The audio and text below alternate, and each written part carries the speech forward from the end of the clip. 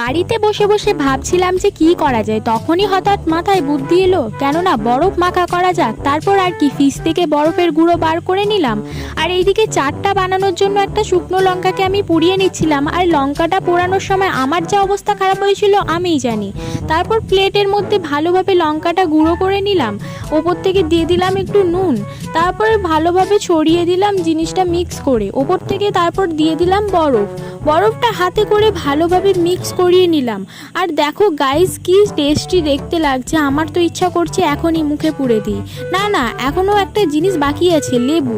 একটু লেবুর রসটা ওপর থেকে ছড়িয়ে দিলাম। চলো এবার খাওয়ার পালা। আমার তো বরফ মাখা রেডি। এবার খেয়ে দেখি কেমন হয়েছে জিনিসটা।